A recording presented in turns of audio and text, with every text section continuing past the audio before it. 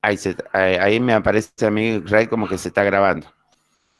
Sí, licenciado. Bien, perfecto.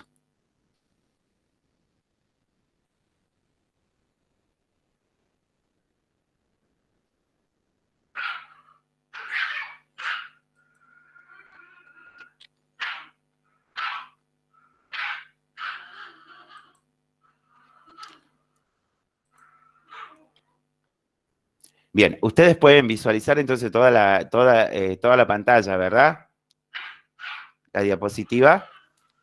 Todavía no aparece nada. A ver,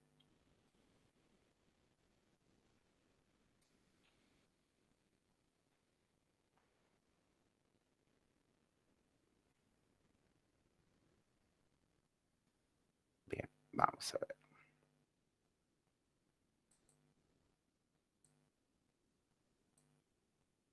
Ahí tienen que aparecer. Ahora sí. Ahí sí aparece. Sí, ahora sí.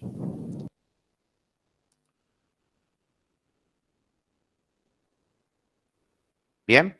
Bueno, bueno, chicos, traté de ser lo más explícito en esto, lo más preciso. Creo que es un tema que, bueno, ayer un poco pude escuchar porque también la estuve grabando a la clase del licenciado Francisco Alderete.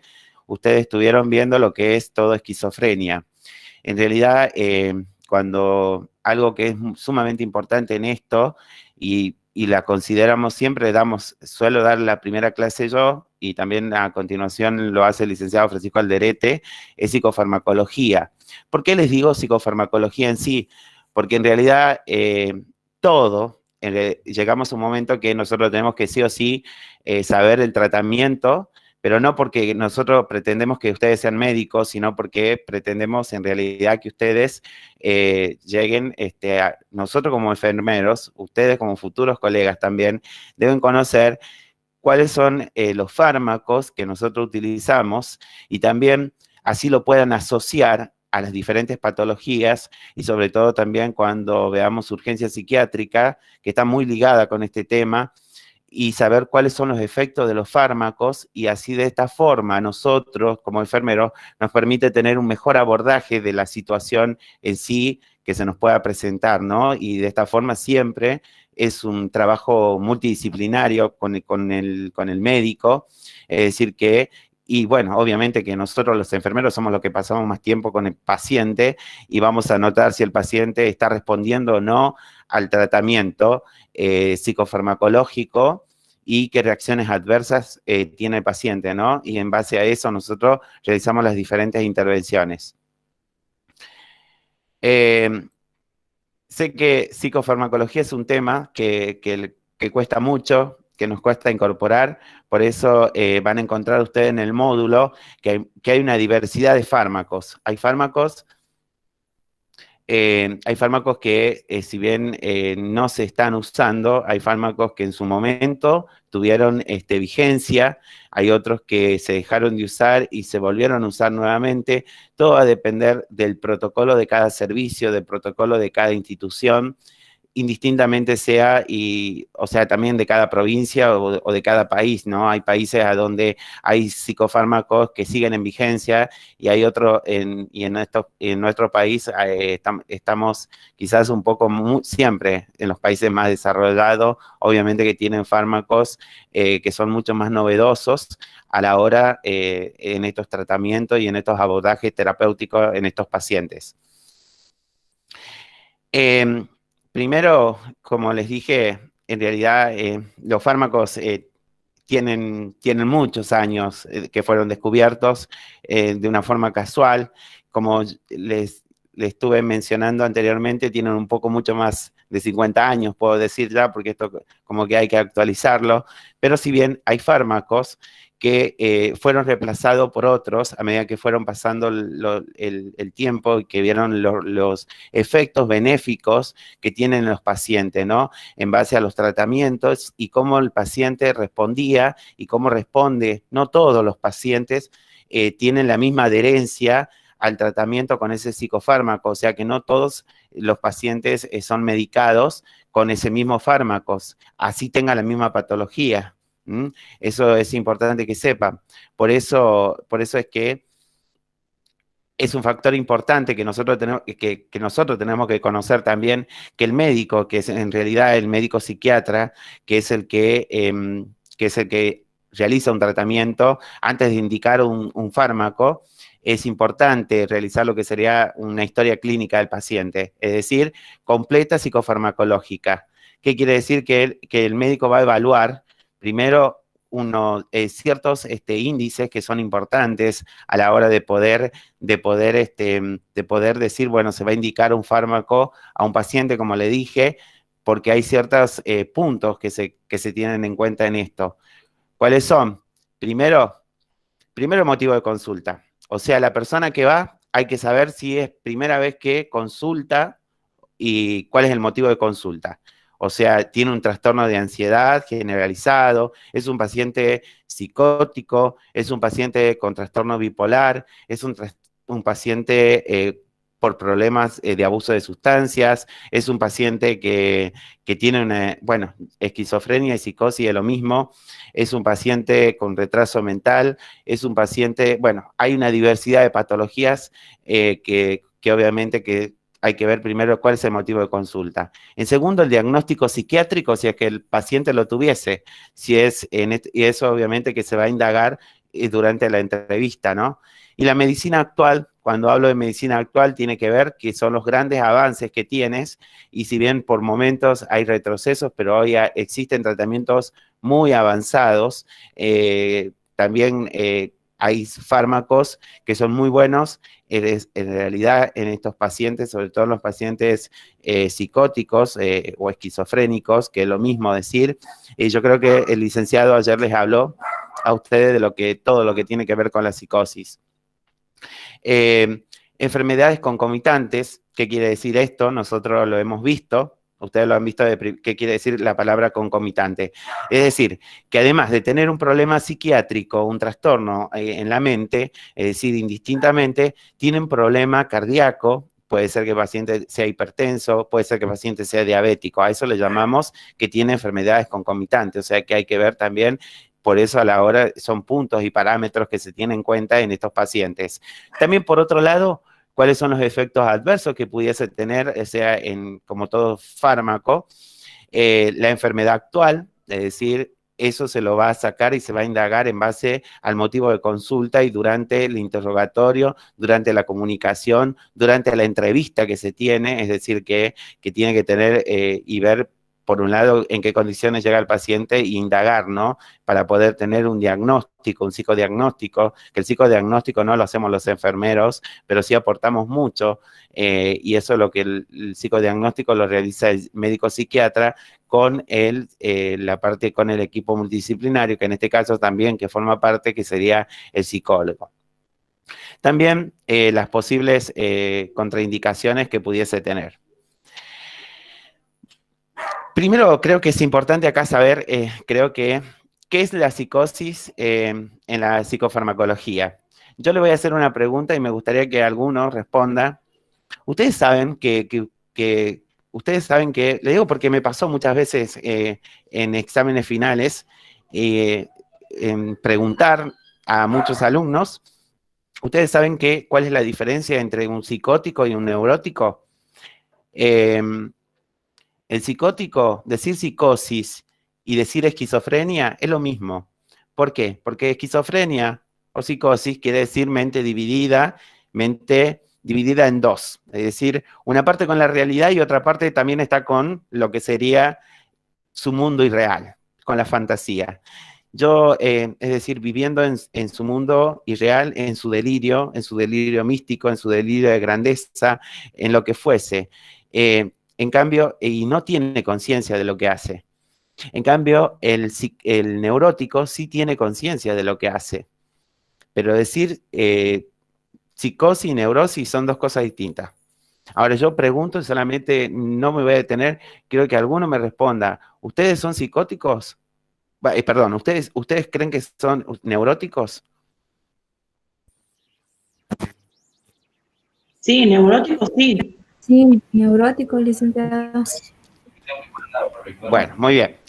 Tenemos un nivel de neurótico. ¿Por qué? A mí me pasó una vez un examen final, yo a una alumna le pregunté, no me voy a distraer el tema, le dije, ¿usted es neurótica? Me dijo, no.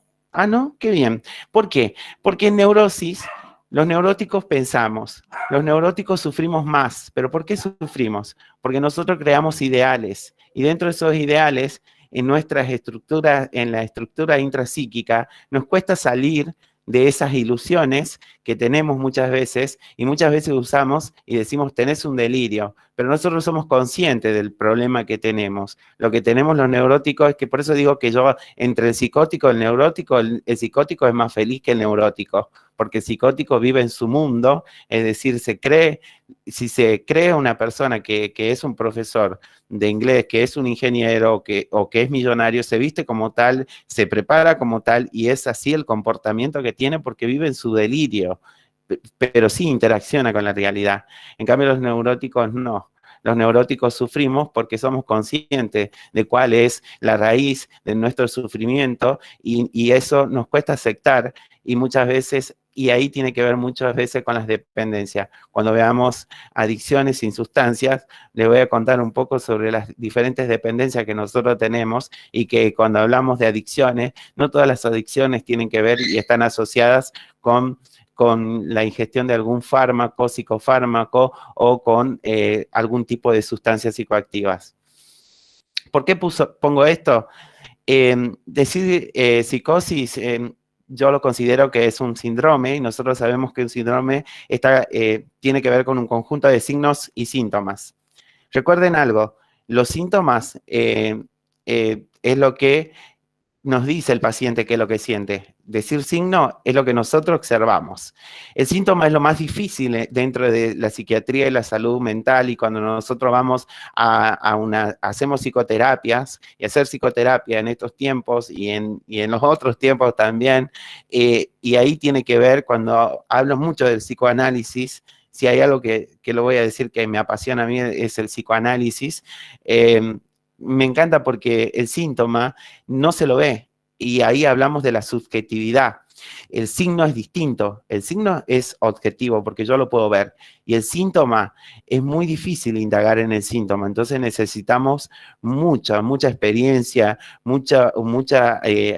tener agudeza, es decir, en el sentido de percepción, de poder percibir qué hay en el otro. Es decir, poder mirar más allá, y si nosotros quizás hoy por hoy tenemos una posición, reposicionarnos y cambiarnos, es decir, y ponernos en el lugar del otro, y creo que eso es una de las funciones de enfermería, tener en cuenta y ponernos la empatía, porque a mí me encanta, a mí cuando muchos dicen, ¿qué es la empatía? La empatía es la capacidad de ponerse en lugar del otro. Me encanta el concepto, ¿no? Porque eso, o lo hacemos muchas veces cuando decimos contención psicológica, como para decir, pero si yo lo aprendí a lo largo de los años, y siempre dije, si uno supiese la dimensión que cuando uno dice contención psicológica, lo que implica eso, la verdad bueno, que eso lo van a ver, lo van a palpar, la bibliografía le puede decir una cosa, pero la experiencia dice otra cosa.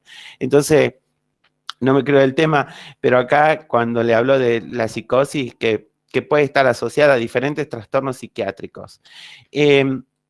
A esto, como ser, ¿cuáles son los trastornos psiquiátricos? Hablé de los trastornos esquizofrénicos. Puede ser que el paciente tenga algún trastorno delirante, o sea que esté delirante, ya le voy a explicar bien qué es eso. Un trastorno psicótico leve. Tengo un trastorno esquizoafectivo, que es un tipo de esquizofrenia, o un trastorno psicótico inducido por sustancias. Cuando yo hablo trastorno, por ejemplo, trastorno psicótico inducido por sustancias, es lo que nosotros actualmente, y lo conocemos en psiquiatría, es como decir el paciente dual. ¿Qué quiere decir paciente dual? El paciente dual es el paciente que tiene una esquizofrenia y que todavía no se despertó esa esquizofrenia, pero esa esquizofrenia lo llevó a consumir. Y tenemos aquel paciente que comienza consumiendo sustancia y termina siendo, a lo largo, termina siendo un paciente psicótico. A eso le llamamos dual. Dual quiere decir, cuando ustedes, si alguno trabaja en la parte psiquiátrica, va a ver que cuando nosotros usamos cierta terminología, Es decir, cuando decimos paciente dual, es decir, tiene dos patologías. Tiene una esquizofrenia y también consume. Tiene las dos cosas. Ahora hay que ver por qué consume. Eso es un tema que lo vamos a ver. Pero quería explicarle básicamente, cuando hablamos de que un trastorno psicótico es despertado o es inducido por la ingestión o por justamente por el abuso de alguna sustancia psicoactiva. La depresión. La depresión tiene que ver mucho, porque todo paciente depresivo, aunque digan, ustedes los vean así, hay muchas formas, y yo creo que tenemos que romper esos mitos de observar y ver, y creo que conocemos muchos casos, que cuando nosotros hablamos de depresión, hablamos y decimos que el paciente depresivo esperamos verlo aislado, callado, no siempre es así. A veces el paciente depresivo tiene eso ustedes lo van a ver y van a decir, pero ¿por qué se suicidó? Si hace 2 horas estuvo conmigo, estuvo charlando, estábamos de lo más bien. Y bueno, ahí tiene que ver el síntoma, ahí tiene que ver lo subjetivo, ahí tiene que ver que no podemos verlo, el sufrimiento de esa persona. Quizás la forma de poder abocar o de escaparse de esa situación que está atravesando es el hacer bromas, el reírse, pero detrás de esa sonrisa puede haber un sufrimiento. Entonces no esperemos verlo como tenemos ese viejo paradigma y romper ese paradigma y poder mirar y poder tener un abanico de posibilidades y reposicionarnos si estamos en una postura y poder ver más allá. Y eso, el poder ver más allá nos va a permitir a nosotros identificar cuando alguien está sufriendo. Por ejemplo, cuando realicé la especialización en adicciones, aprendí mucho y también dije, wow, lo que es el psicoanálisis, lo que es el sujeto, lo que es el ser humano, ¿no? Los diferentes vínculos que uno crea y que muchas veces nos terminan llevando a una depresión. La depresión crónica, que la padecemos muchas veces los neuróticos, ese es el problema. El problema no es una depresión aguda, porque la depresión aguda, como dice la palabra, tiene una aparición repentina, pero la depresión crónica es mucho más difícil tratarla, lleva mucho más tiempo. Créanme, entre trabajar con un paciente psicótico y neurótico, es más fácil trabajar con un paciente psicótico, porque sabemos y entendemos cuáles son sus síntomas y cómo tratarlo. En cambio, en un paciente neurótico es muy complicado, porque está lo subjetivo.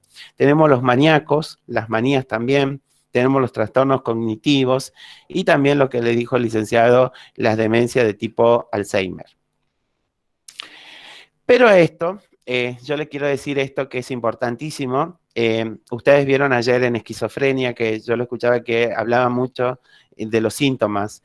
A esa dimensión de la psicosis le vamos a asociar 5 síntomas positivos, los síntomas negativos, los síntomas agresivos, los síntomas afectivos y los síntomas cognitivos. Pero solamente, ustedes van a decir, profe, ¿pero qué son los síntomas positivos? ¿Pero qué son los síntomas negativos? ¿Pero qué tiene que ver con psicofarmacología? ¿Por qué me hablan? Y lo van a entender porque se lo voy a explicar más adelante. Pero solamente les voy a explicar síntomas positivos y síntomas negativos, que son para que ustedes entiendan a dónde actúan los psicofármacos y por qué, cuando uno en psiquiatría dice el por qué del para qué.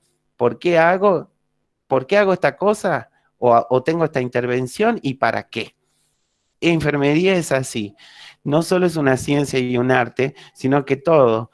Nosotros como futuros, ustedes como futuros profesionales tienen siempre que saber que cuando uno habla, nuestra palabra tiene que tener sustento, tiene que tener un sustento científico y tiene que tener un fundamento, porque si no tenemos fundamento, como también a la hora de rendir un examen final, no vamos a poder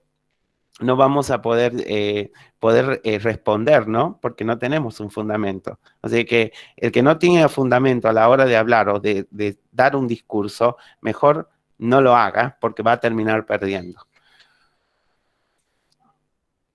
Acá es importante conocer que a cada dimensión de esos síntomas que le dije recién, de los síntomas positivos, negativos, a esa dimensión se asocia con un hipotético mal funcionamiento de los circuitos cerebrales. Ustedes conocen ya de farmacología que existe un neurotransmisor implicado en este caso, que es la dopamina.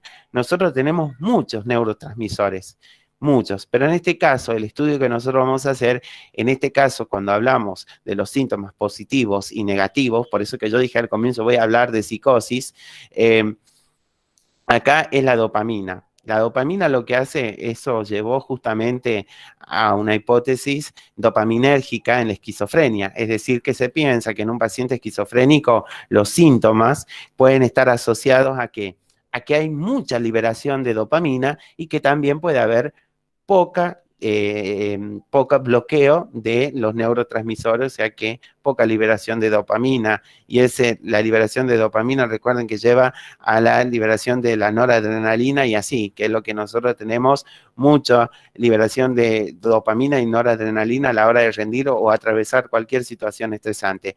Bueno, acá se lo asocia a la esquizofrenia, es decir, que un aumento o una disminución en la neurotransmisión de dopamina en estos circuitos es lo que genera esos síntomas. O sea, que los síntomas positivos y los síntomas negativos pueden ser generados porque va a depender si son positivos o negativos, si es que hay un aumento o una disminución en la neurotransmisión, obviamente, de la dopamina en esos circuitos, que es lo que genera los síntomas.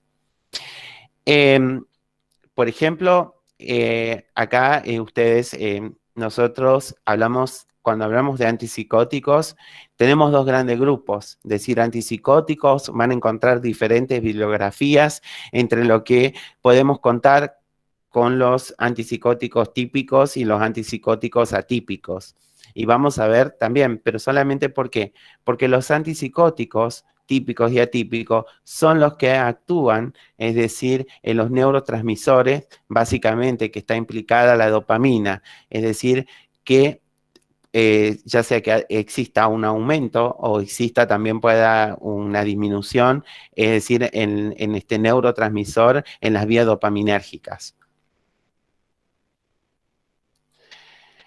Pero es importante también que nosotros conozcamos que lo ideal de un fármaco es lograr disminuir esos niveles de dopamina en las vías dopaminérgicas mesombílicas para poder tratar los síntomas psicóticos positivos. Y ustedes dirán, se preguntarán, pero él me habla de síntomas positivos y síntomas negativos. ¿Cuáles serán los síntomas positivos y negativos?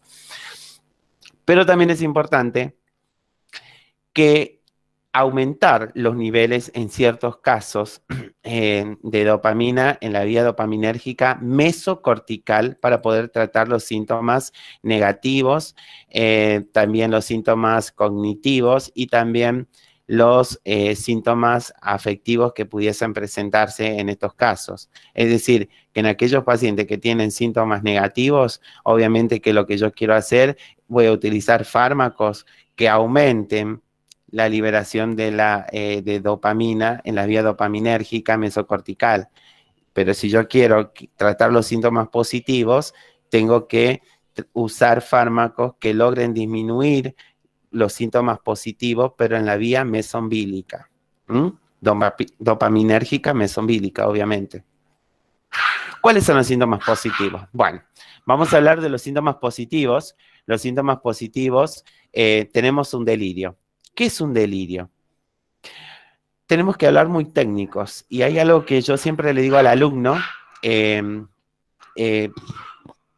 hay algo que yo siempre le digo a los alumnos es sean técnicos y hablen. ¿Qué es un delirio? Un delirio es una idea errónea que está fuera de la realidad. Eso es un delirio. O sea, es una idea de una estructura. O sea, es una idea errónea que está fuera de la realidad. Es decir, delirio místico. Delirio místico es aquel paciente que tiene un delirio, que se cree Dios, que se cree sanador. También tenemos el delirio de persecución, delirio paranoico. ¿Cuántos no tenemos delirio paranoico? Muchas veces.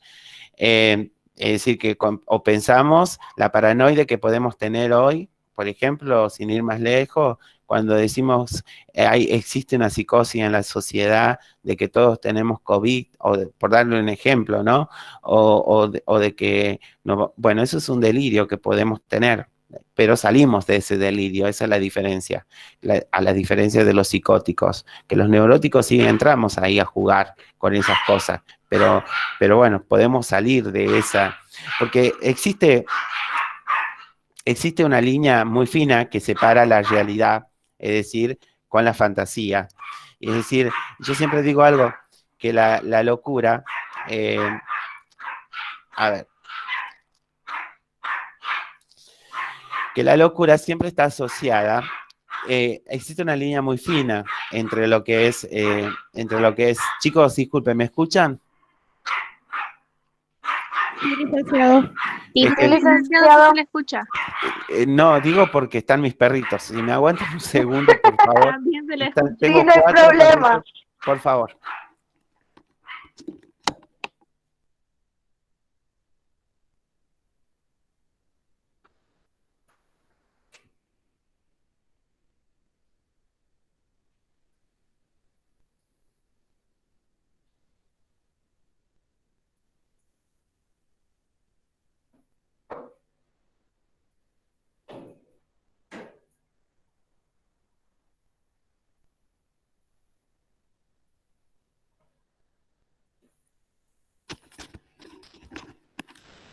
Listo, acá estoy de nuevo, chicos. Bueno, son como niños. Bueno, ahora vamos a hablar de lo que son las alucinaciones. Entonces quiero dejar claro que un delirio es una idea errónea que está fuera de la realidad.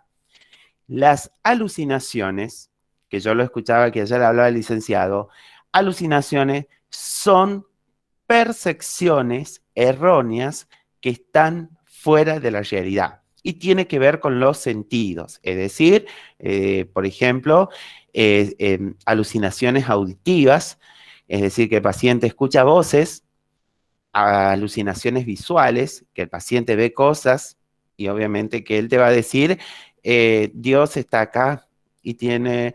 sí, porque la señora que está a la par suya, enfermero, es, es mi amiga. Y ustedes van a decir, bueno, este hombre está loco, por lo primero que va a decir. Y obviamente porque tiene un delirio, tiene una alucinación, justamente hay mucha liberación de dopamina y genera este síntoma, ¿no? Entonces lo que hacen justamente los psicofármacos es bloquear eso y disminuir justamente la liberación de dopamina, que es lo que está generando este trastorno, esta perturbación mental en estos pacientes. Pero sí también le quiero agregar acá algo que es la ilusión. Eso tiene que ver seguramente eso tiene que ver mucho con la diferencia entre la alucinación con la ilusión, es que la ilusión es creada a partir de un objeto, o sea, a partir de algo que yo veo. Todos nos ilusionamos. ¿A quién no le gusta ilusionarse? A mí me encanta ilusionarme. El problema está en los neuróticos cuando no sabemos salir de la ilusión. Porque, repito, como dije al comienzo, nosotros creamos estructuras intrapsíquicas y nos quedamos con esa ilusión. Una ilusión es decir, por dar un ejemplo, una ilusión que me asciendan en el trabajo, una ilusión de tener un referente y yo quiero ser como ese referente, la ilusión entonces, a ver, sin ir más lejos, porque somos tan cambiantes nosotros los neuróticos, la ilusión, por ejemplo, de crear algo ideal. El ideal está ahí, el problema. Nosotros vemos un ideal y creamos ese ideal. Y saliendo de esa estructura, de ese ideal, entonces es ahí a donde nos sentimos frustrados porque creamos la ilusión. Es lindo ilusionarse, pero hay que saber salir de la ilusión y poner los pies sobre la tierra y decir, la realidad es esta. Porque muchas veces por vivir en la ilusión sufrimos tanto y no ponemos los pies sobre la tierra y nos vamos y nos olvidamos de vivir. Y como para decirle también, yo siempre lo digo también en las redes sociales, no es bueno vivir ni en el futuro, que todavía no llegó, porque nos ponemos a pensar en un futuro, ni en un pasado que ya no existe. Y nos olvidamos de vivir el presente. El presente es aquí, ahora y en este momento.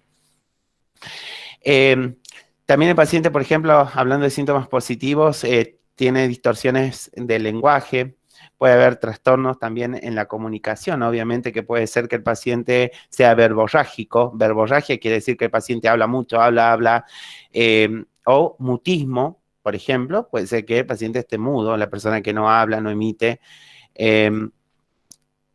También, obviamente que un lenguaje desorganizado, un comportamiento desorganizado, y también el comportamiento catatónico. Por ejemplo, el comportamiento catatónico tiene que ver con la esquizofrenia que yo decía que ¿qué tiene que ver la esquizofrenia catatónica? Yo le voy a explicar así como para que ustedes entiendan. Un comportamiento catatónico, por ejemplo, una situación de estrés postraumática. De pronto ustedes van en la calle, sufren un ataque, sufren un asalto.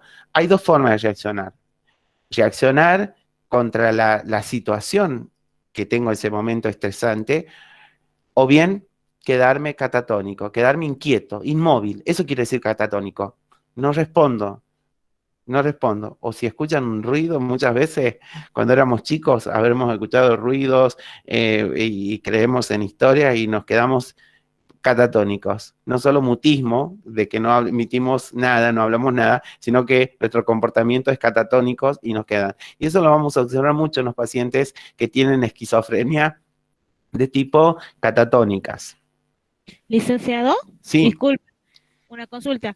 Yo tengo una prima, muy celosa, que una vez, será eso lo que usted se refiere, muy celosa que cuando era joven, era adolescente, tuvo una situación con el novio que lo encontró con otra persona y ella se quedó endurecida y tardó días de los nervios porque, bueno, peleó, se insultaron, pero ella quedó después dura.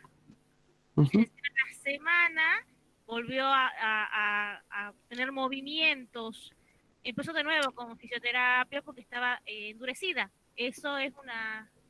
Eso sí, ese es un comportamiento catatónico. Ese es un comportamiento catatónico y que está asociado también con lo que dice ahí la diapositiva, con un comportamiento desorganizado, o sea, no responde, no responde a la situación, porque quizás la forma de poder canalizar esa situación que es sumamente difícil, que a muchos les puede pasar, que nos ha pasado, porque a muchos nos ha pasado, y no va a seguir pasando porque eso es normal que pase, es aprender a vivir. Entonces, cuando la persona no tiene la capacidad de poder gestionar, y ahí tiene que ver mucho la neurociencia, cuando uno estudia mucho neurociencia, gestionar las emociones, no vas a saber manejar la situación, y la situación te termina manejando a vos. Y entonces ahí vienen diferentes comportamientos. Por eso digo yo que nosotros no solamente decimos muchas veces, sí, solamente el paciente que no tiene conciencia de la enfermedad, no, sí, ella estaba consciente de que tenía ese comportamiento. Lo que había que tratar era la parte subjetiva, o sea, ver por qué tenía ese comportamiento, porque siempre le voy a decir algo que yo siempre lo digo en adicciones, cuando uno siempre detrás de una adicción siempre hay un dolor, un sufrimiento, el vacío que yo le digo y que lo dice el psicoanálisis, no es que a mí se me ocurra, pero cuando nosotros decimos, por ejemplo, una persona que tiene, que sufre y que tiene ese sufrimiento, existe decir, no hay que a mí cuando muchas veces nosotros los seres humanos preguntamos, ¿qué te duele ante una situación, una persona depresiva? No, yo pregunto, en mi caso particular, suelo preguntar a la persona cuando tiene, digo, ¿quién te duele? O sea, ¿quién te llevó a ese dolor? Indistintamente de que sean culpas compartidas, yo siempre digo, ¿quién te duele? Y eso quizás es una vía de entrada para poder establecer y poder hablar y la persona pueda quizás de esa forma poder canalizar, ¿no?, sus emociones, y no todos tenemos la capacidad de poder gestionar las emociones frente a diferentes situaciones que se nos van presentando a diario. ¿Está respondida su pregunta? Sí, licenciado, muchísimas gracias. Y con un plus también. Ah, bueno, listo.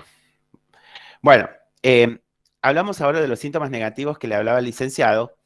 El afecto embotado. ¿Cuál es el afecto embotado? La misma palabra lo dice. El afecto embotado es el afecto, es como decir que el afecto es la persona que no responde a ningún tipo de reacción afectiva.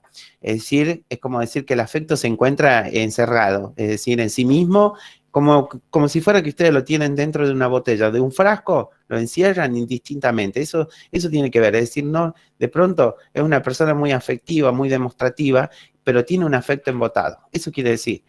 Después, el retraimiento afectivo, es decir, que eso es muy característico en los pacientes psicóticos, en los pacientes que de pronto tienen esquizofrenia, sobre todo en los pacientes jóvenes, que se despierta la esquizofrenia en edades tempranas, por X situación o por X factor traumático que puede pasar o a una determinada edad, o puedes tener alguna pérdida significativa de algún familiar, de algún ser querido, o vivenciar algún estrés postraumático puede desencadenar una esquizofrenia a la edad temprana. Quizás yo tengo esquizofrenia, pero todavía no tengo los síntomas o los tengo muy leves y quizás vengo y sufro una situación, una pérdida de una madre, un padre significativa y eso comienza a despertar los síntomas positivos y que cada vez, chicos, la esquizofrenia no se cura, se trata, se hace tratamientos paliativos, pero no se cura, se trata. Entonces, a mí me tocó vivenciar una vez, porque fui jefe también en geriátrico una vez, cuando bajaba por la escalera me preguntó un familiar, ¿y usted cree, doctor? Me dijo doctor, y me dijo, ¿usted cree que mi padre se va a curar? Créanme que yo me quedé paralizado, porque no tenía respuesta. Es difícil.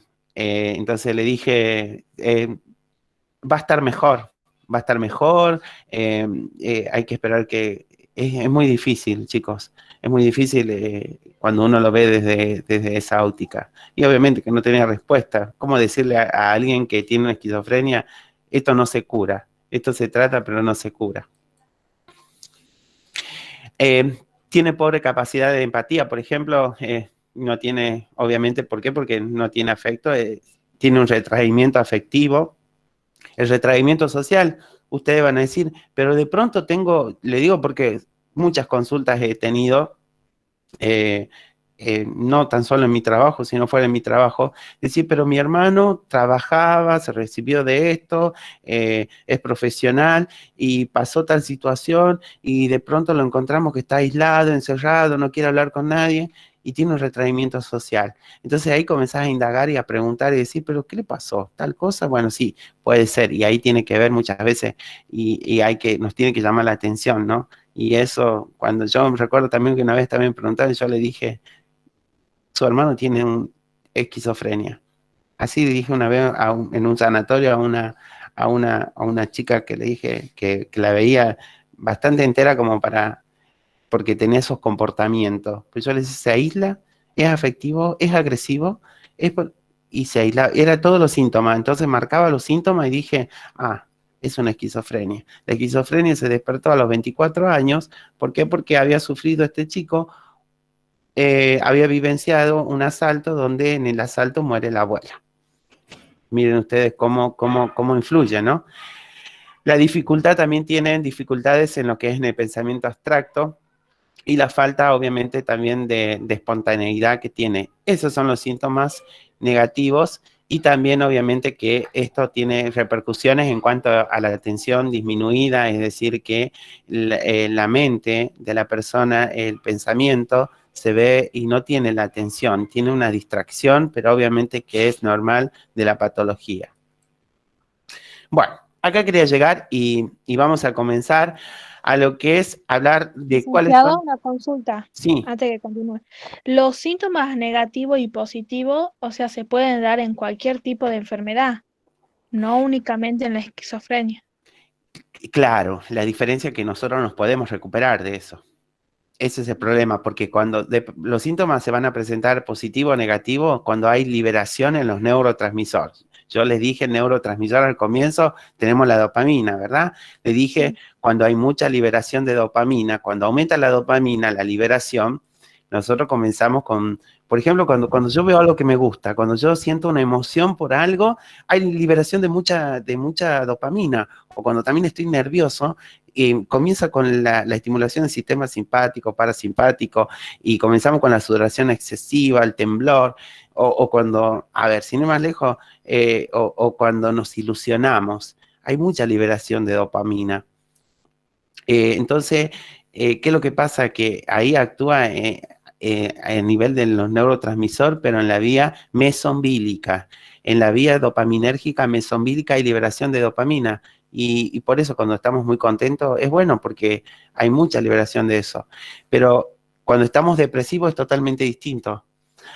En las vías dopaminérgica mesocortical disminuye la dopamina, entonces sí o sí necesitamos psicofármacos cuando no podemos manejarlo o ciertas herramientas que puedan ayudar. Hablo del neurótico en este caso porque usted me preguntó.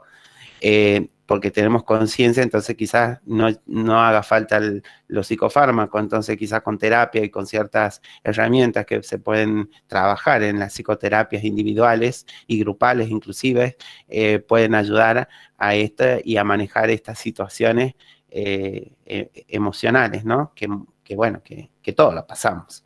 Yo siempre digo, a mí me encanta entrar a la locura y eso es un tema que lo voy a hablar. Pero, ¿sabe por qué le digo? Porque cuando llega un paciente esquizofrénico y lo que por desconocimiento de la familia y de nosotros, y eso es lo que le estoy contando, se lo estoy contando, no porque lo leí en los libros. Yo siempre digo algo, la bibliografía dice una cosa y la experiencia es otra cosa totalmente distinta. La experiencia te da herramientas y te da a poder transmitir y contar esta vivencia. Llega un paciente que está con delirio, entonces yo digo al familiar, por favor, retírese un segundo, porque no entienden. Entonces, ¿qué es lo que hago yo? Es entrar en el delirio y en la alucinación. Y seguramente va a decir usted, y el profesor está loco.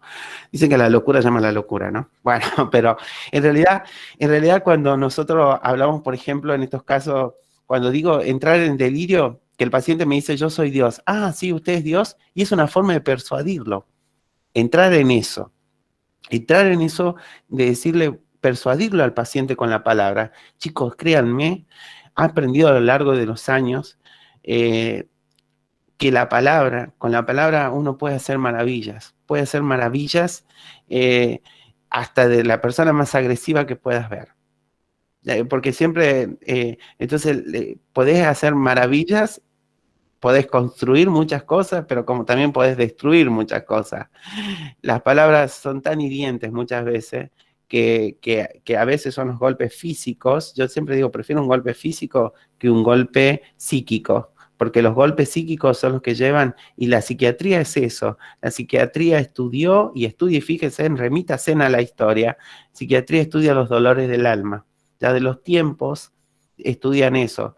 Entonces, el sufrimiento de las personas, el sufrimiento de aquellas personas, todos tenemos una historia, todos tenemos un antecedente, todos tenemos problemas. Pero bueno, dentro de esos problemas es saber cómo manejarme dentro de eso. Y sí, jugamos siempre con esos síntomas positivos y negativos. Esta es su respuesta, responder a su pregunta, chicos. Yo me voy, tengo tantos contenidos, tantas cosas para decirle.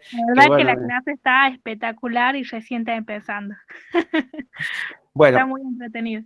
Bueno, chicos, la verdad que acá quiero que se tengan, y ustedes así como lo tienen al PowerPoint y como van a tener la clase grabada, así estudien del final, grábeselo así, y es lo que nosotros pedimos. Yo me limito a lo que nosotros pedimos, porque en el libro van a encontrar una amplia variedad de lo que son de los psicofármacos. Entonces, hablar de cuáles son, cuando nosotros decimos cómo se clasifican los psicofármacos, es como decir cuáles son las características de los psicofármacos.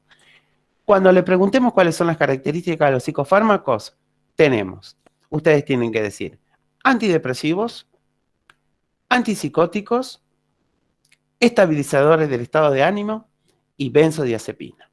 Esa es la única clasificación que existe en lo que es de los psicofármacos. Ahora, lo que vamos a comenzar a hacer, voy a comenzar a hacer yo, es a desglosar. Vamos a ver primero los antidepresivos, después vamos a ver cuáles son los antipsicóticos, cuáles están dentro de los antipsicóticos, cuáles están dentro de los estabilizadores del estado de ánimo y cuáles son las famosas benzodiazepinas. ¿Entendido hasta ahí? Sí, licenciado. Licenciado. Porque siempre fallan en el final en eso. Mezclan todo, mezclan psicótico con el estabilizador del estado de ánimo, con la benzodiazepina, con el clonazepam, No. Usted tiene que decir, la clasificación de los psicofármacos son antidepresivo, antipsicótico, estabilizadores de estado de ánimo y las benzodiazepinas. Esos 4. Ahora voy a comenzar a hablar de lo que serían de los antidepresivos. La misma palabra lo dice. Son estos fármacos que son muy eficaces en la depresión. Por ejemplo, también en los trastornos de ansiedad. Wow, ¿quién no se pone ansioso? Todos estamos tan ansiosos por X motivo. Bueno, eso es un tema que también lo voy a dar. Que no se la pierdan esa clase porque creo que le va a gustar mucho y va a dar para hablar mucho. Pero bueno, entiendo su tiempo también. Los trastornos de conductas, tenemos ciertas conductas que no responden y que no son las apropiadas y que son muchas conductas patológicas. Y recuerden que lo que la mente nos dice siempre es lo que a nosotros nos lleva a comportarnos. Y muchas veces nos traiciona y decimos en nuestro inconsciente. En nuestro inconsciente quedan tantas cosas y decimos, o a veces pensamos en voz alta, pero somos conscientes que pensamos en voz alta o se nos escapa cierto comportamiento o decimos no voy a hacer tal cosa y resulta que nos encontramos haciendo lo que dijimos que no íbamos a hacer. Parece un trabalengua, pero es así. Los neuróticos somos así. Nos encontramos haciendo una cosa, una situación que decíamos que no y vos sabés que yo después me encontré haciendo tal cosa. Y tu inconsciente, no, sí siempre soy consciente de lo que hago y de lo que digo. Ahora, el tema es ese. Obviamente que es la mente la que nos lleva a tener determinadas conductas. Y también las conductas, los trastornos de conductas alimenticias, que eso es un tema que bueno, espero poder dárselo. Nosotros conocemos siempre 2 trastornos alimenticios que decimos la bulimia y la anorexia. Ahí no solo existe la bulimia y la anorexia, existe la bulimia, la anorexia, la obesidad, la ingestión compulsiva. Hay muchos trastornos de conducta, pero solamente nosotros vamos a estudiar lo que es la anorexia y la bulimia, que son mucho más frecuentes. Y deberíamos estudiar la obesidad, pero bueno, yo no lo doy al tema porque no está en el módulo. Pensamos que para el nuevo módulo, que en el nuevo plan estará. Pero las conductas alimenticias son eso, la anorexia y la bulimia, que eso es un tema que también tengo que darles. Vamos a hablar de los antidepresivos. Yo les dije ya para qué sirven, entre tantas cosas, porque también se los utiliza para los pacientes por abuso de sustancia, para pacientes estilistas, que consumen alcohol. ¿Cuáles son? Los antidepresivos que se usan son los tricíclicos. Son los fármacos, en realidad, cuando hablamos de antidepresivos, de primera elección para el tratamiento de la depresión. La misma palabra está diciendo tricíclicos, y en este caso, dentro de ese grupo tenemos la clorimipramina, que es un antidepresivo tricíclico que es muy utilizado para el trastorno obsesivo compulsivo. Eso está dentro del trastorno de ansiedad, el famoso TOC, trastorno obsesivo compulsivo. Yo siempre dije que soy... bueno, me río porque bueno, yo tengo... algunos colegas me conocen, me dicen, vos tenés trastorno obsesivo compulsivo, en un momento podría ser que lo tenía, es decir, que soy muy, a veces, y ahí tiene que ver la impulsión, ¿no?, que tiene la persona, y obsesivo, sí, es verdad, sí soy muy obsesivo, pero la obsesión que uno tiene, y bueno, las personas que tienen trastorno obsesivo compulsivo son personas que se caracterizan, y hay muchos tipos de trastornos obsesivo compulsivos. Los trastornos obsesivos compulsivos en estos casos tienen que ver, es decir, que saben y sufren, pero que tienen esa obsesión y no la pueden manejar y puede mucho más la compulsión que tienen en ese momento. Entonces, justamente lo que en estos casos cuando un paciente se puede utilizar y son muy buenos es la clonimipramina, que es un antidepresivo tricíclico utilizado en estos pacientes obsesivos compulsivos. No les voy a hablar de esa patología, de ese trastorno, porque lo vamos a ver más adelante en otra clase. El mecanismo de acción que tiene la clorimipramina es de inhibir la recaptación de la noradrenalina, porque recuerden que nosotros tenemos, yo les hablé al comienzo de lo que nosotros tenemos varios neurotransmisores. Le dije de la psicosis, que sobre todo, y también en nosotros está la dopamina, y a partir de la dopamina se forma lo que es la noradrenalina. Bueno, lo que hace esto es justamente inhibir, es decir, como cerrar la puerta de la recaptación de la noradrenalina y de la serotonina y actúa sobre otros receptores. Tenemos famosos IMAO. En realidad los IMAO son antidepresivos. ¿Qué quiere decir IMAO? En realidad IMAO, inhibidores de la monoaminooxidasa. Los IMAO tienen que mencionar cuando digan en el final, sí, existen los antidepresivos, los IMAO, pero los IMAO, ¿y qué quiere decir IMAO? IMAO quiere decir inhibidor de la monoaminooxidasa. Son antidepresivos que antes se usaban, ya no se los usa, pero eso tienen que aclarar ahí y decir, son antidepresivos que ya no se usan los IMAO, pero hace mucho tiempo se usaba. Lo que usamos nosotros ahora son los IRS, que vamos a ver cuáles son. Pero cuando hablo de un IMAO, por ejemplo, en forma rara, por eso digo, se lo toma como fármaco de primera elección. O sea, es decir, en la depresión, si yo tengo un paciente depresivo, lo que hacen no lo toman como fármaco, es decir, dentro de los antidepresivos al IMAO.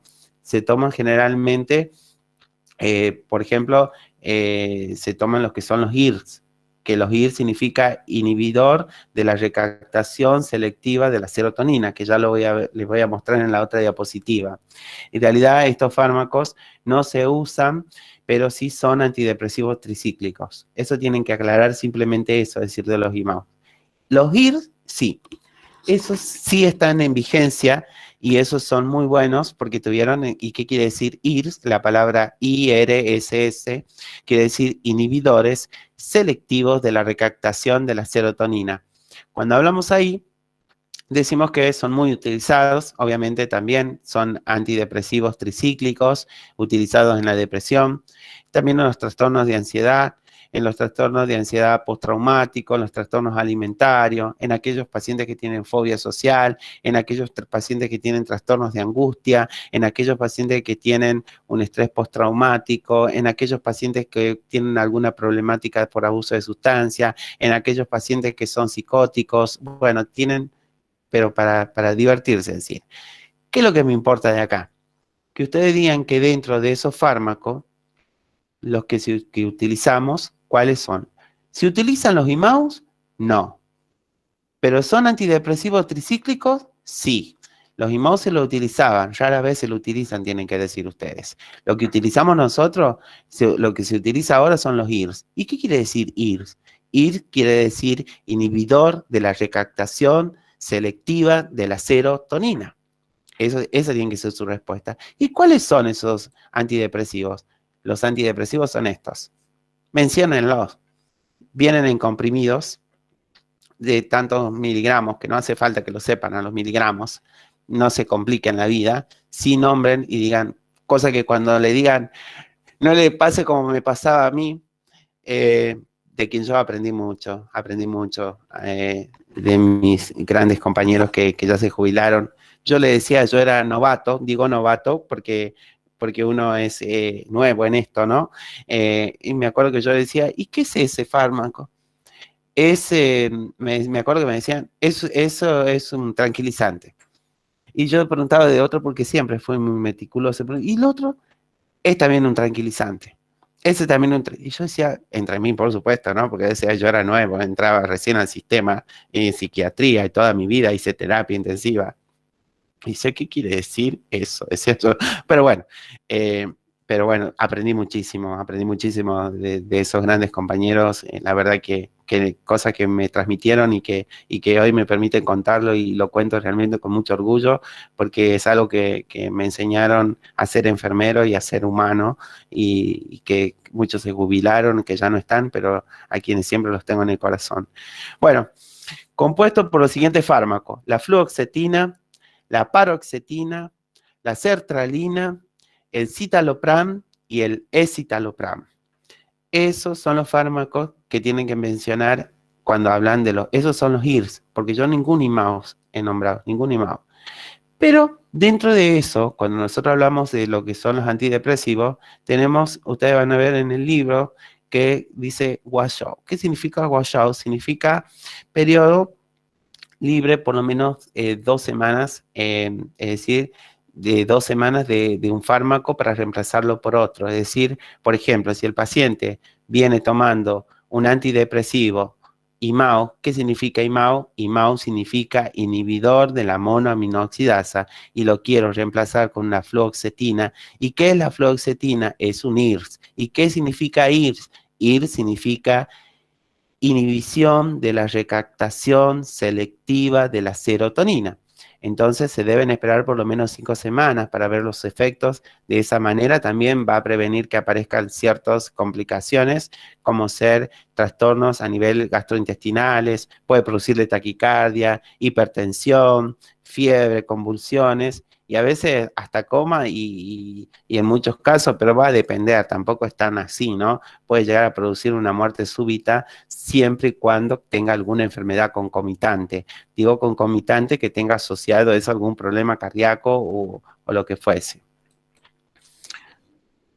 Licenciado, una consulta.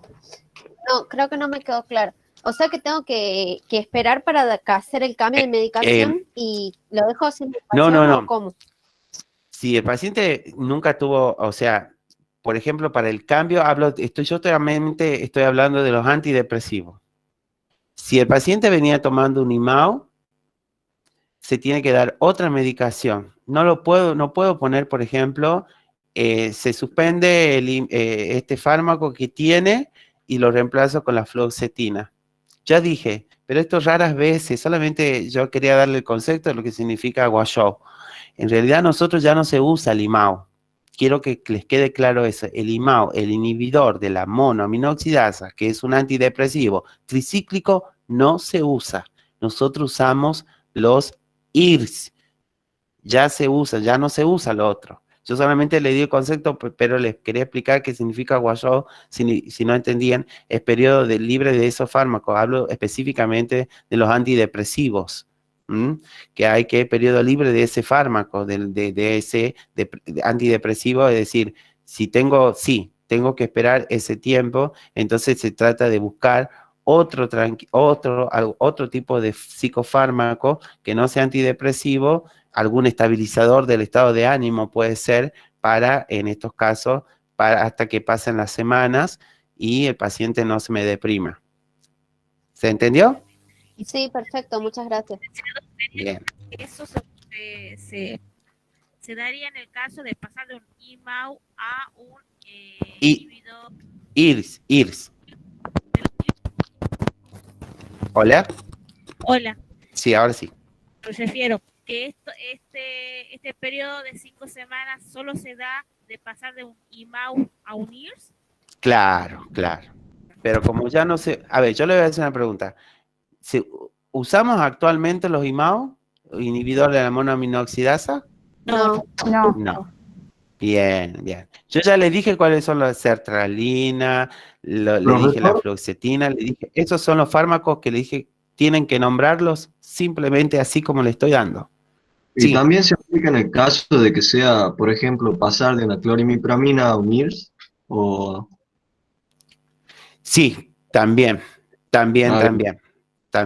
Porque lo bueno de los IRS, que tienen adherencia, y por eso digo yo pero si bien la clorimipramina es muy bueno en ese tipo de trastorno, en trastorno obsesivo compulsivo, pero no en todos los pacientes responde igual. Entonces, generalmente lo que se hace, se indica IRS, hasta en el trastorno obsesivo compulsivo.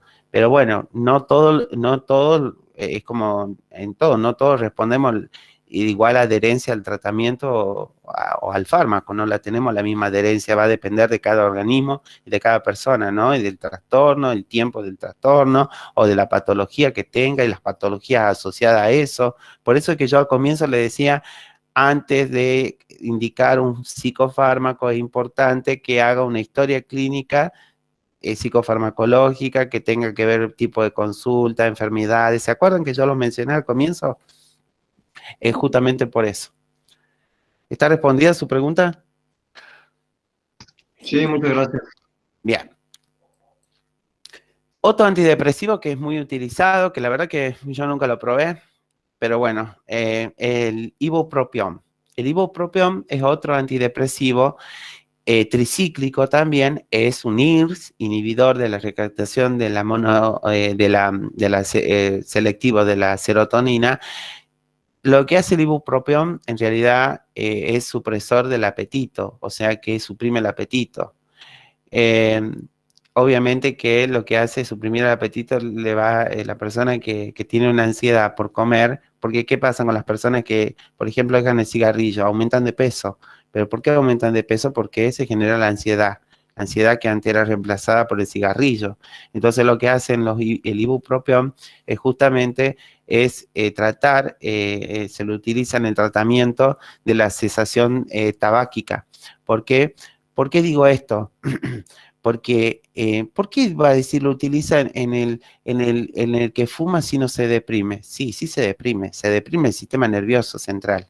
¿Por qué hablo de eso? Porque la persona que deja de fumar se ve desganada, tiene sueño, no tiene ganas de nada, o sea, no es que está triste, está llorando, no tiene ganas de nada, es como que, entonces, lo digo por experiencia, cuando dejé de fumar en un momento y me pasó, y sí, y ahí también se dispara también, o hay personas que reaccionan diferentes, que van y comen, y comen, y comen, y comen, y comen, justamente ¿por qué? Porque tienen la ansiedad de fumar, y eso es obviamente porque están en un periodo de abstinencia, están con un síndrome de abstinencia al cigarrillo, pero obviamente que eso es psíquico también, no físico, sino es más bien una adicción a nivel psíquico.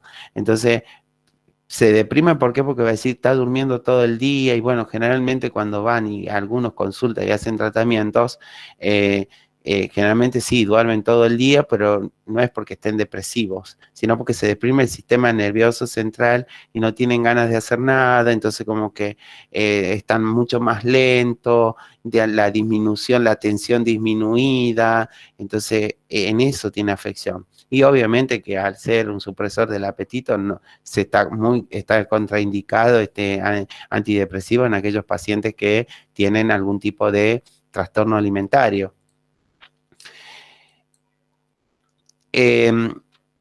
Como les dije, también aquellos pacientes que tienen problemas cardíacos, o en aquellos pacientes que tienen convulsiones, o que pueden tener algún tipo de epilepsia, nunca se ponen los dos lo que sería antidepresivo. Nunca se va a poner lo que sería en estos casos. Nunca se debe ser asociado. Se debe asociar un IMAO a un IRS. Nunca. O es uno o es el otro. Pero los IMAO ya no se usan. Solo le nombré uno que es muy bueno para el trastorno obsesivo compulsivo, que puede ser que algunos lo utilicen, pero como le dije, hay que esperar eso y nunca se los debe asociar. Otro de los antidepresivos tricíclicos que usamos es la venlafaxina, que generalmente tiene efectos muy benéficos en lo que es en las manías. También tenemos la mirtazapina, que sigue siendo utilizado en aquellos pacientes, por ejemplo, es un antidepresivo en aquellos pacientes que sufren trastornos, es decir, en el sueño, tienen insomnio, y también en aquellos pacientes que tienen disfunciones sexuales, inclusive hasta lo que es anorexia sexual, que suele ocurrir. Bueno, hasta donde yo le expliqué, le hablé de todo lo que es los antidepresivos. Ahora vamos a ver lo que son los antipsicóticos. Ahora yo les voy a hablar de todos los antipsicóticos.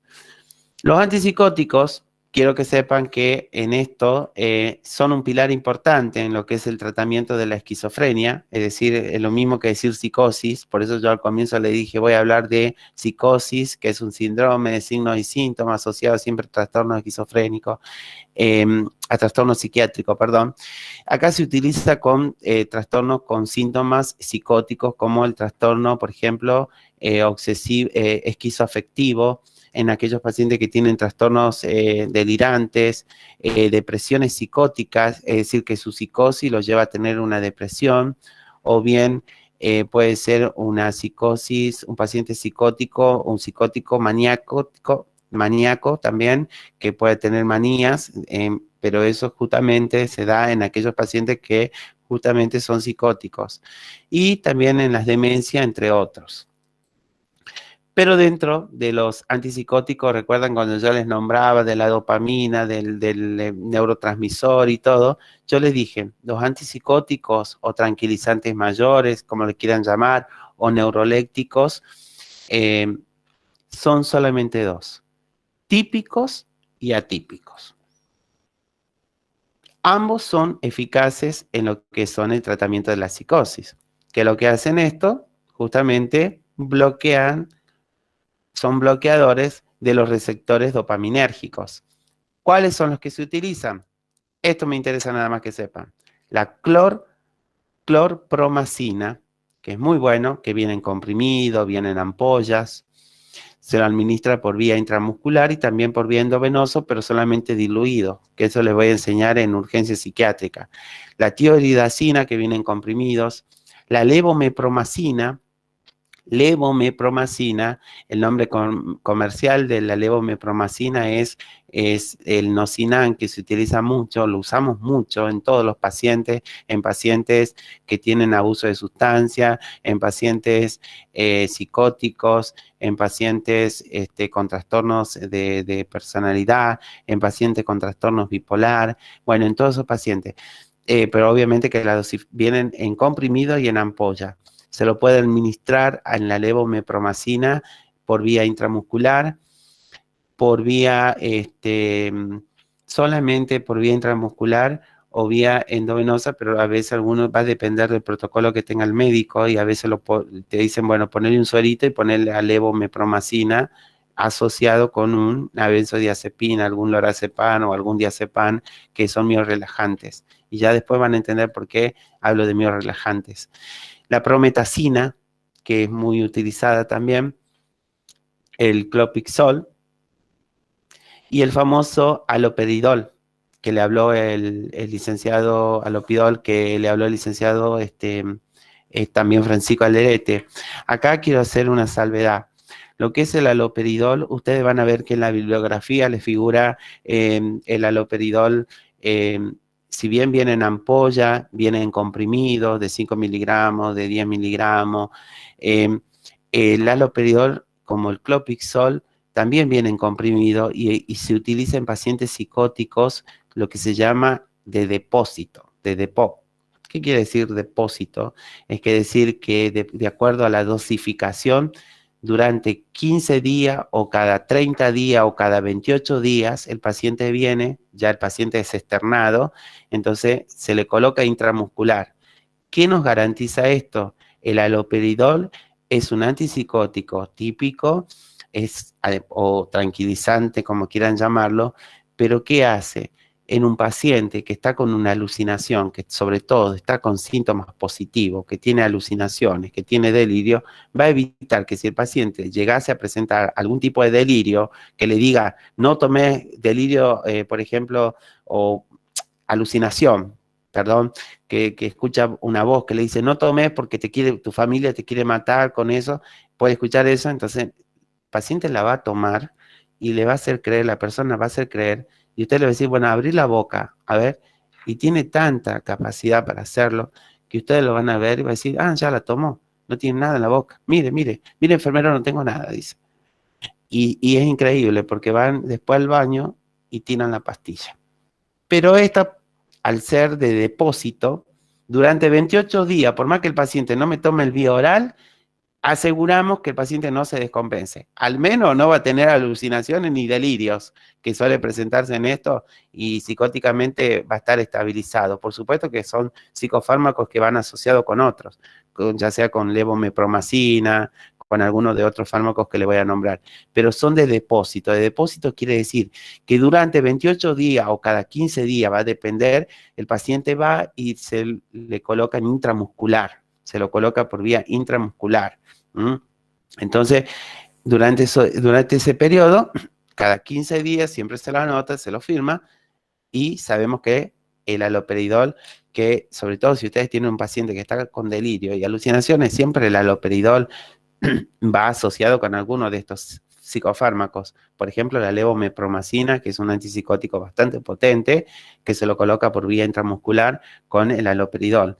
¿Por qué se pone el haloperidol? Porque no tan solo lo duerme el paciente y lo tranquiliza, y esto también, solo que el haloperidol va a actuar, prácticamente es un antialucinógeno en aquellos que tienen alucinaciones. Entonces, si el paciente no tiene alucinaciones, no le ponen haloperidol. No le ponen, que dice, y después les voy a enseñar la formulita en urgencia psiquiátrica y van a entender que les voy a mencionar alguno de estos, y el famoso que nosotros usamos 111, 011, que eso es de urgencia psiquiátrica, que es otro tema. Pero sí quiero que sepan que estos son los antipsicóticos típicos y no se vayan mucho más allá porque se van a complicar después. Pero lo que tienen esto, la diferencia entre un antipsicótico también típico y atípico es que los típicos por lo general producen síntomas extrapiramidales. ¿Se acuerdan? Yo creo que el licenciado les habló de los síntomas extrapiramidales y nosotros hablamos con la sigla CEP. Síntomas extrapiramidales son reacciones adversas de los psicofármacos. Es decir, ¿cuáles son? Las distonías agudas, el parkinsonismo, que son temblores involuntarios, la acaticia, las disquenesias y también el síndrome neuroléptico maligno. Si le preguntan al final, ¿qué son los síntomas extrapiramidales? Son reacciones adversas de los psicofármacos. Bien, ¿cuáles son las reacciones adversas de los psicofármacos? La distonía, el parkinsonismo, la acaticia, la disquenesia, el síndrome neuroléptico maligno. Vamos a definir que esto no lo tienen en el módulo. Las distonías, hablamos que, ¿qué es una distonía aguda? Si bien dije que es una reacción adversa de los psicofármacos, son trastornos de movimiento que causan contracciones involuntarias y movimientos repetitivos, que puede afectar un músculo o un grupo de músculos. Es decir, que el paciente ya se conoce, sobre todo en pacientes, por ejemplo, en pacientes adictos, pacientes que tienen problemas, que están en un tratamiento ya de terapéutico, te pueden hacer síntomas extrapiramidales, sobre todo distonía aguda, entonces comienza a contracturarse el cuello, la boca, no pueden hablar, entonces comienza y el mismo paciente te lo va diciendo. Y eso, en estos casos, cuando tenemos pacientes con distonía aguda, nosotros usamos mucho las benzodiazepinas, y dentro de las benzodiazepinas lo que utilizamos por excelencia es el lorazepam. Podríamos utilizar, ¿por qué no el diazepam si es una benzodiazepina? Y no, porque en realidad sí se puede usar los dos generan la misma acción, que va a desaparecer la contractura porque va a lograr lo que sería el relajamiento de los músculos que se contraen. Por eso dice, un músculo, pueden ser los músculos de la cara, o bien todo lo que sería de la parte del cuello, o lo van a ver como si fuese que el paciente está haciendo convulsiones. Lo que quiero aclarar acá, que por qué en pacientes, nosotros por excelencia usamos ya prácticamente hasta en los pacientes epilépticos o pacientes que te realizan convulsiones, usamos por excelencia lo que es el lorazepam. ¿Cuál es la diferencia entre el lorazepam y lo que es el diazepam? Que el diazepam sí necesita ser metabolizado en el hígado, y si el paciente tiene problemas hepáticos, obviamente que es hepatotóxico. En cambio, el lorazepam no. El lorazepam no necesita ser metabolizado por el hígado. Quiere decir que no va al hígado, directamente va al torrente sanguíneo. Esa es la gran diferencia entre el diazepam y el lorazepam, que son benzodiazepina, ¿no? La acaticia es otro síntoma extrapiramidal. Hablamos de la incapacidad para mantenerse quieto y se acompaña siempre de una sensación de intranquilidad a nivel corporal sin llegar a la angustia, ¿no? Que también es llamado síndrome de piernas inquietas. Me pasó vivenciar también, el paciente está muy lúcido y comienza a mover. ¿A ustedes les pasó? Como estoy yo, por ejemplo, ahora así moviendo las piernas, las dos piernas, son los nervios. No, mentira. Pero hablo del síndrome de piernas inquietas. A cualquiera le puede pasar que ven que tiene esos movimientos involuntarios y que no tienen ninguna finalidad. Bueno, obviamente que estos son reacciones de los psicofármacos. Es lo que se conoce en psiquiatría como acaticia. Que administrándole un lorazepam, que es una benzodiazepina muy relajante, desaparece a los minutos esto. Obviamente, si lo realizo por el lorazepam, lo puedo administrar por vía, si en ampolla utilizamos en el momento que el paciente te presenta un síndrome, te presenta síntomas extrapiramidales, lo administramos por vía endovenoso y obviamente que si lo administramos por vía endovenoso, se relaja el músculo y rápidamente te va al torrente sanguíneo, porque si lo administro por vía intramuscular va a demorar un poquito, porque recuerden que se tiene que atravesar el músculo. O sea, nosotros vamos al músculo, por eso decimos intramuscular, y después de ahí tiene que reabsorberse en periodo de 20, 30 minutos y recién pasa al torrente sanguíneo. Las disquinesias, tenemos que es otro síntoma extrapiramidales, que es un síndrome caracterizado por movimientos involuntarios, heterotipados. ¿Y qué es heterotipados? Son movimientos repetitivos que en realidad no tienen ningún tipo de función concreta. En realidad el paciente se moviliza, no se puede, ustedes lo van a ver como que camina y se va y no puede sostenerse, como que tiene muy similar, imagínense, si alguna vez tuvieron la oportunidad de ver algún paciente que tiene, por ejemplo, Parkinson, entonces que se van y no pueden detenerse. Bueno, eso es. Raras veces vi esto, ¿no? Raras veces vi, pero por lo general vi más pacientes con distonía aguda y también vi pacientes con acaticia, pero más generalmente las distonías agudas, que es la contractura muscular, que son reacciones adversas a esto, a los psicofármacos. Y el síndrome neuroléptico maligno, es importante saber que también es una reacción adversa de los psicofármacos, en los antipsicóticos, y que suele presentarse justamente cuando se hace una supresión o se retira en forma brusca drogas dopaminérgicas, o sea, que actúan a nivel dopaminérgicos, y se caracteriza ¿por qué? Ustedes tienen que saber que es una reacción adversa, es un síntoma extrapiramidal, y que produce hipertermia y alteraciones de la conciencia y rigidez muscular. Cuando en estos casos es mortal, sí, chicos, es mortal si no se trata a tiempo. ¿Por qué? Porque primero hay que descartar lo clínico. Si el paciente tiene fiebre y rigidez muscular, el paciente resulta que comenzó con rigidez muscular y fiebre desde que se le administró los antipsicóticos, hablo de las ampollas, ¿no? Y comenzó con esto y no tiene nada clínico, no tiene ninguna infección, nada, entonces hay que pensar que está haciendo un síndrome neuroléptico maligno. Entonces hay que retirar el fármaco e inmediatamente intervenir en estos casos porque puede llegar a producirle la muerte. Raras veces vi casos de esto, ¿no? Pero sí se presenta. De todo lo que yo le hablé recién son de los antipsicóticos también típicos y de las reacciones extrapiramidales.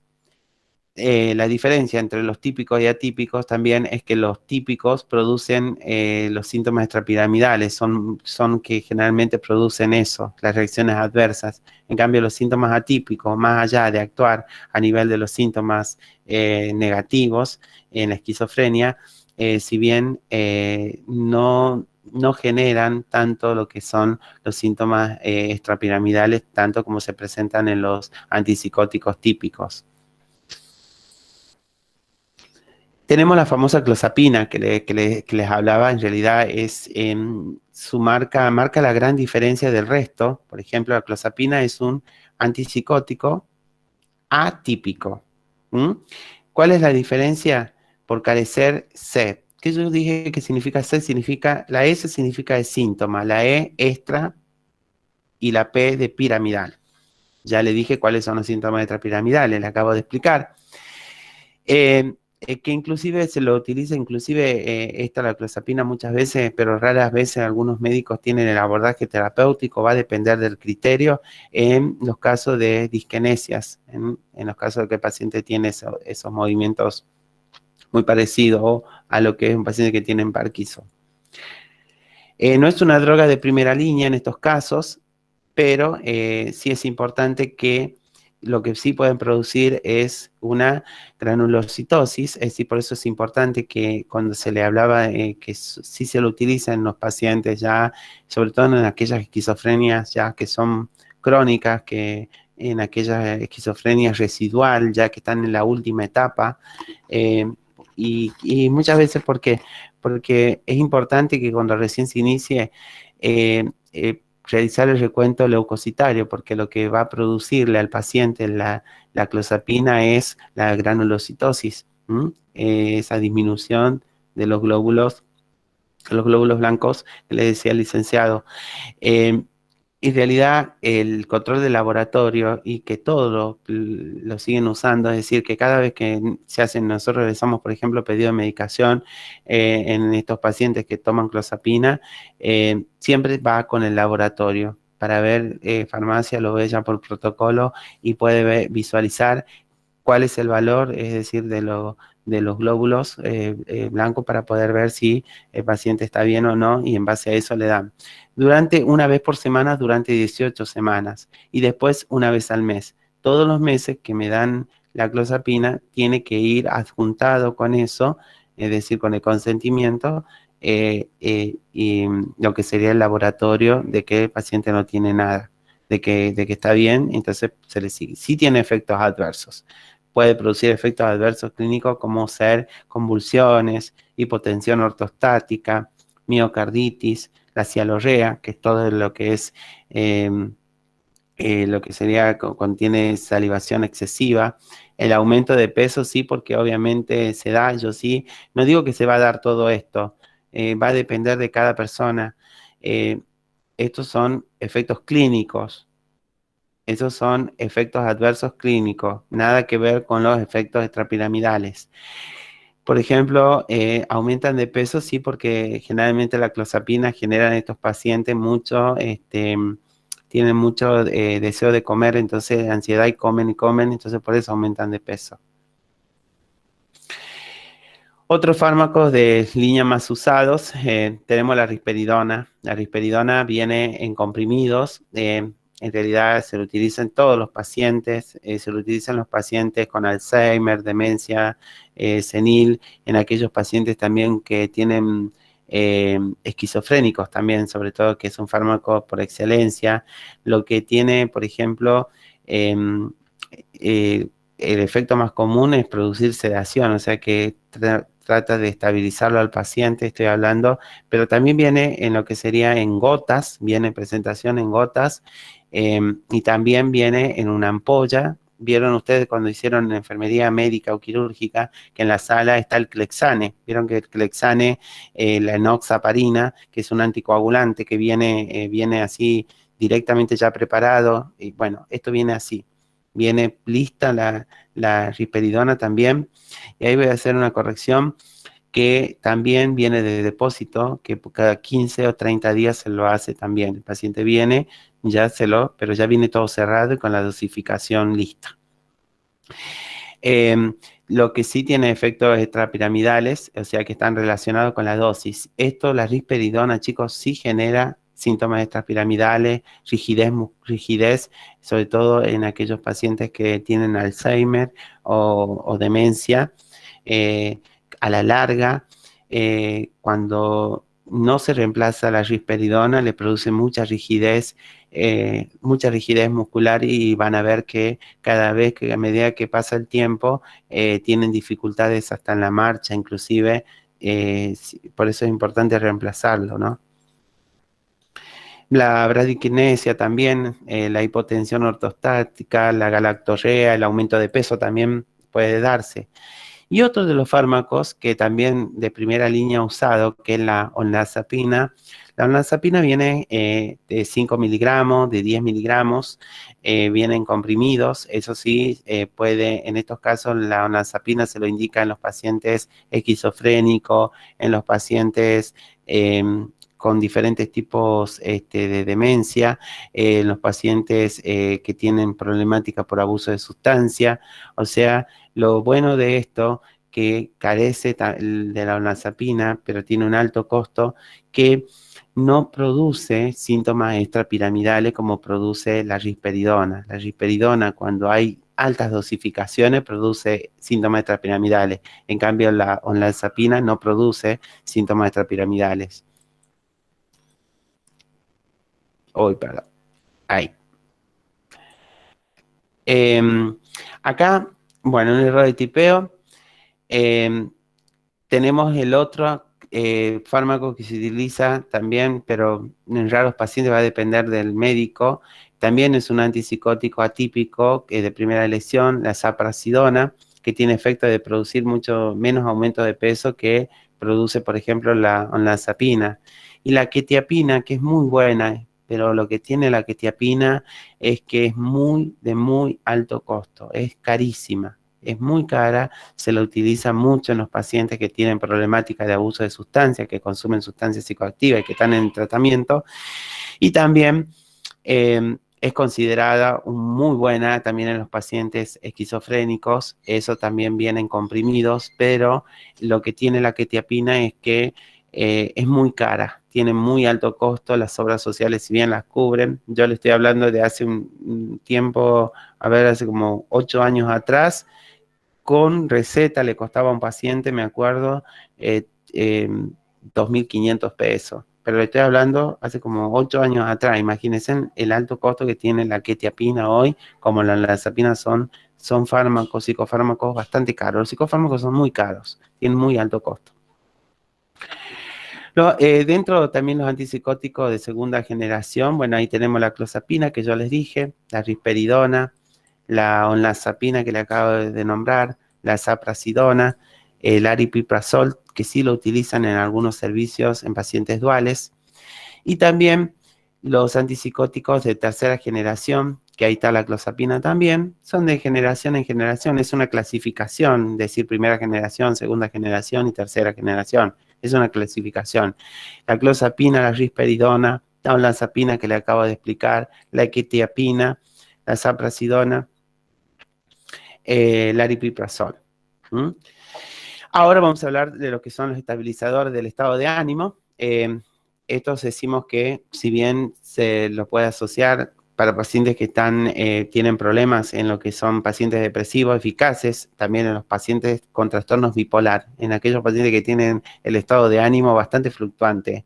Eso lo van a ver, creo que el licenciado Francisco Alderete se lo va a dar, pero bueno, sobre todo es muy bueno para esos pacientes que tienen trastornos bipolar.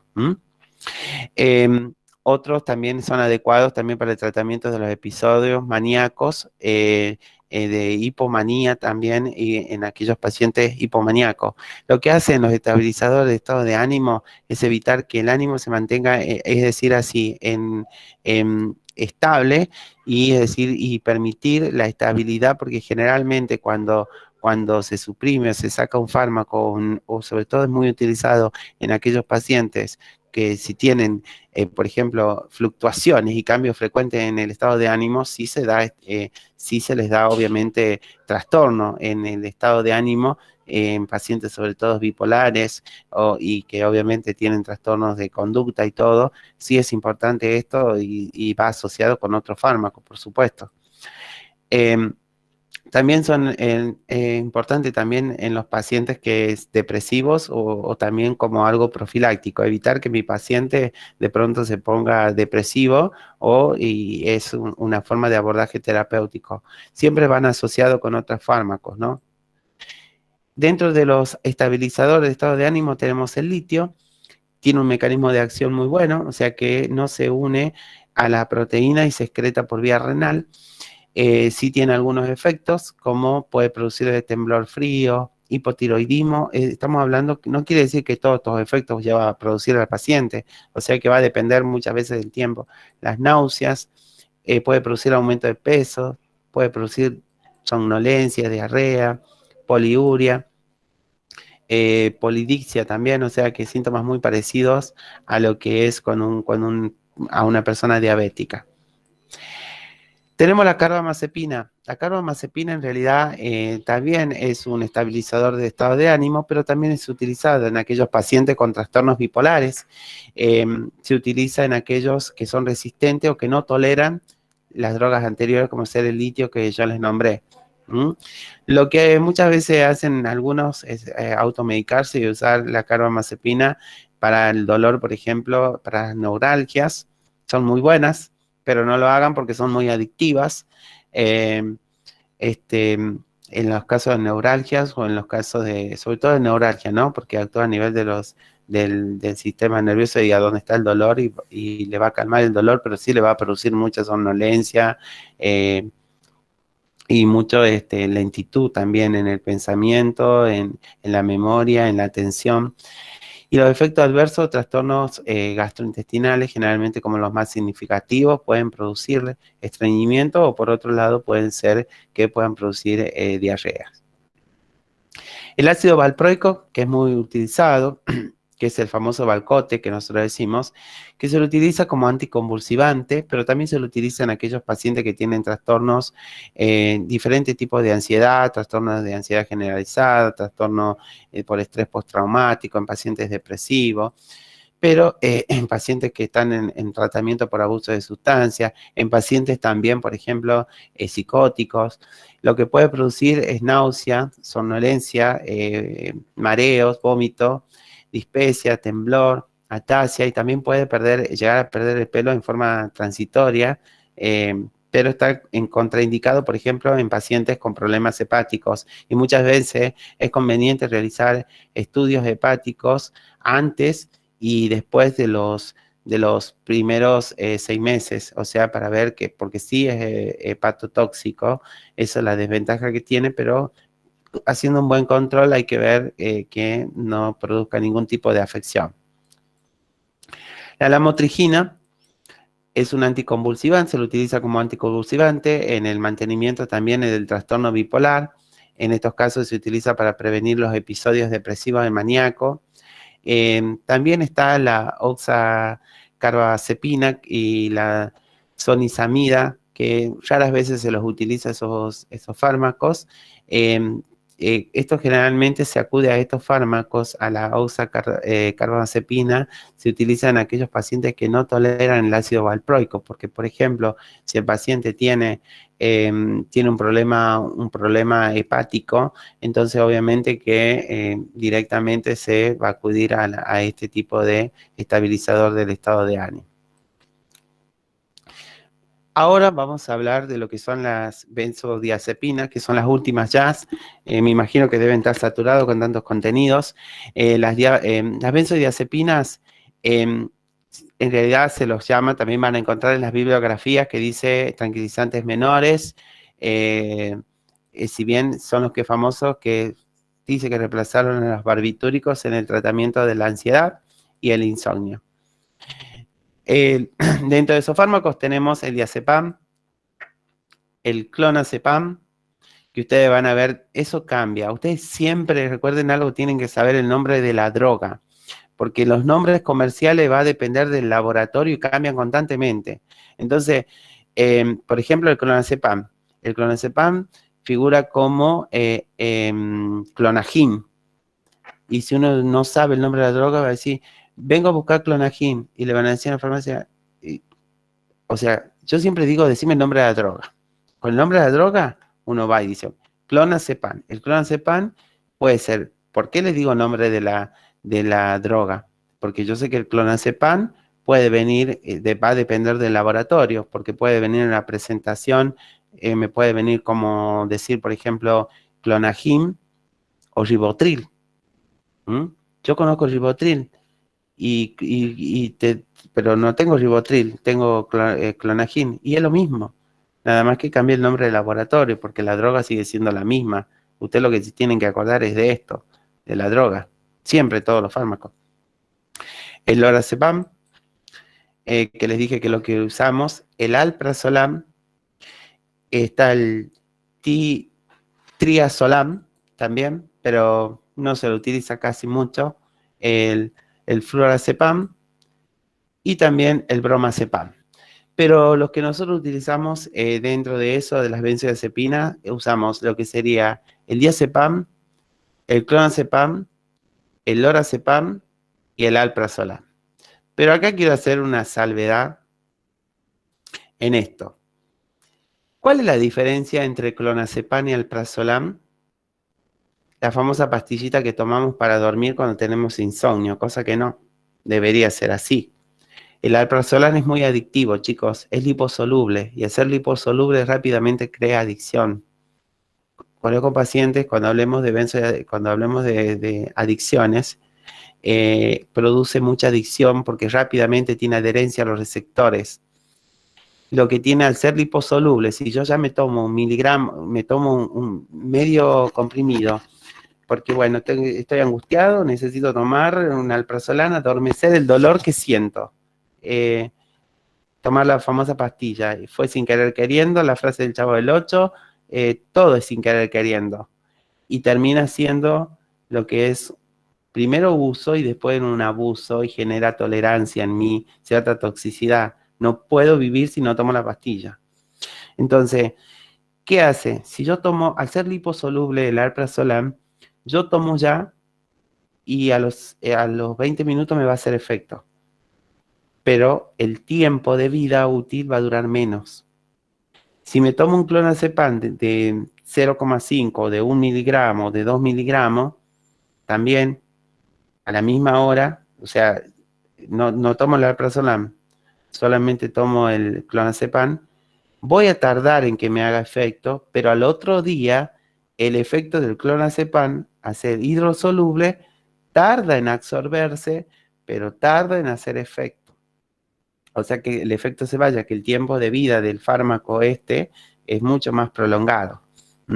Pero ninguno, le voy a decir, y recuerden acá del lorazepam que les dije, que es una benzodiazepina, miorrelajante, que usamos por excelencia. Si le preguntan en el final cuál se utiliza para los síntomas extrapiramidales, para la caticia, la distonía, todos los síntomas extrapiramidales que le nombré, ustedes tienen que decir lorazepam. ¿Por qué no puedo usar lorazepam? Sí puedo usar lorazepam y puedo usar el diazepam y el lorazepam. La diferencia está, ambos vienen tanto en ampollas como también en comprimidos. ¿Cuál es la diferencia? Que el lorazepam no es hepatotóxico, o sea que no necesita ser metabolizado en el hígado y directamente pasa al torrente sanguíneo. En cambio, el diazepam sí necesita primero ir al hígado y después necesita ser procesado y después, una vez metabolizado de ahí, pasa recién a lo que sería al torrente sanguíneo. Obviamente que si ustedes tienen un paciente que es etilista y que toma, no le indican diazepam, porque el diazepam le vamos a hacer pelota al hígado, porque sabemos que el hígado obviamente ya tiene problemas hepáticos, no le vamos a sumar más. Obviamente que si no tengo, sí lo tengo que poner para evitar. Generalmente siempre cuando se hace la combinación de estos fármacos, de los antipsicóticos que producen contractura, siempre van acompañados, asociados con dosificaciones de las benzodiazepinas. En realidad, sobre todo, puede ser hay pacientes que pueden tener pánico, trastorno de pánico, que eso es trastorno de ansiedad, y que muchos creen que resuelven. Por ejemplo, el lorazepam sublingual que viene, también hace efecto rápido.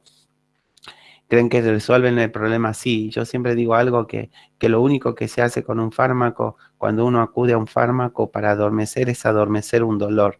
Porque el dolor, si yo me quiero suicidar o autosuicidar, ¿cuántos nos conocemos? Y ya para terminar la clase, nos queremos autosuicidar o conocemos historias. Yo conozco muchas historias que se toman una caja de pastillas. Te pueden hacer un paro, ojo, te pueden hacer un paro respiratorio, pero se toman unas pastillas para dormir y creen que así se resuelve el problema. La única forma, lo único que se hace es adormecer un dolor que al otro día sigue persistiendo. Y la única forma de poder tratar y abordar ese dolor es poder reconocer que tengo un problema y solicitar ayuda si no tengo las herramientas necesarias para poder manejar ese mecanismo de dolor, ¿no? Que pueda tener y que muchas veces trae esa pastilla y después termina, yo necesito esa pastilla para poder manejar la situación. No necesito ninguna pastilla, ustedes se necesitan a uno mismo para poder atravesar la situación. Y de último, la pregabalina, que es utilizada, por ejemplo, en los trastornos de ansiedad generalizada, de rápida acción en la primera línea de semana y que mejoran los síntomas psíquicos como somáticos de ansiedad y también mejoran el sueño. Y son eficaces en el dolor neuropático y en las crisis parciales epilépticas. Lo que tiene la pregabalina viene en comprimido. La pregabalina la usan mucho, por ejemplo, para el dolor de muela, para el dolor de cabeza, las neuralgias. ¿Por qué? Porque es neuropático, actúa directamente en los neurotransmisores donde se genera el dolor. Viene de 25 miligramos, de 75 miligramos, de 150 miligramos y de 300 miligramos. Está indicada en todos los pacientes. En los pacientes, sobre todo los pacientes que tienen abuso de sustancias y que muchas veces decían, bueno, pero y para cerrar esto, lo único que voy a decir que como experiencia, lo que a mí me pasó, yo una vez tomé a menor dosificación, tiene un efecto que otro. Una vez mi ex jefa, a quien quiero mucho y que fue mi jefa, bueno, que se jubiló, una vez yo estaba con mucho neuralgia y me dice, toma mi rey, nunca me voy a olvidar, y para cerrar la clase, chicos, y me dijo, mi rey, te doy una pregabalina. Bueno, yo tomé paloma, yo estaba de guardia 24 horas, en ese momento hacía guardias, y me tomé 25 miligramos. Por supuesto que no era nada, supuestamente. No se imaginan. Creo que dormí toda la guardia, andaba somnoliento, sí me pasó la neuralgia, pero era una cosa que el efecto me duró y me duró. Por eso, ¿por qué? Porque mis receptores no estaban acostumbrados a recibir un fármaco. Es decir, que si yo no estoy acostumbrado a tomar, por ejemplo, benzodiazepina, y si yo me tomo 1 miligramo de alprazolam, me duermo y creo que duermo 2 días. Y quizá una persona que está acostumbrada a tomar alprazolam 2 miligramos todos los días no le hace nada y anda como si nada. Eso se llama tolerancia, porque nuestro organismo ya se acostumbró a cierta toxicidad. Bueno, sin ir más lejos, bueno, muchas gracias a todos por su atención. A ver si alguno quiere hacerme alguna pregunta. Creo que deben estar saturados. Es el tema más largo, los otros son más cortos, pero bueno, traté de asociarle un poco de todo, chicos.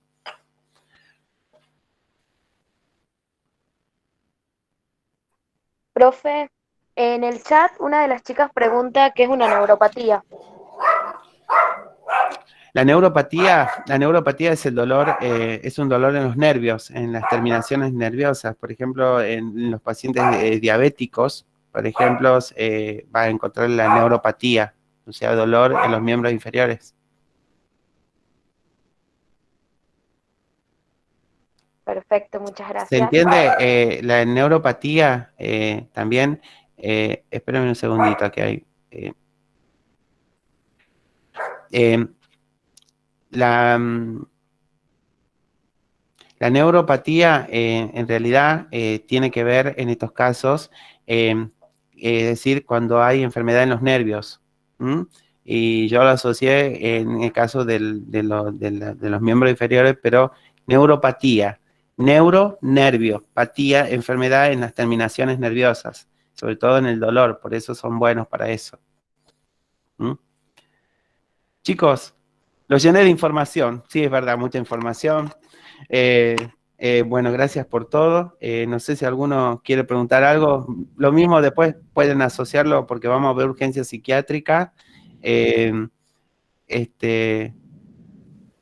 Así que bueno. Una consulta, en el caso de la fibromialgia. Sí. ¿Alguno de estos medicamentos, por ejemplo, la sertralina, es eficaz? ¿Es usada? La sertralina, sí, en algunos casos sí se las usa. pero más bien está indicado en aquellos pacientes son como antidepresivos, ¿no? Eso es un antidepresivo. Ah, perfecto. Una No, consulta, licenciado. sí. Sí, la verdad que fue mucha información y o sea, se pierde esto un poco.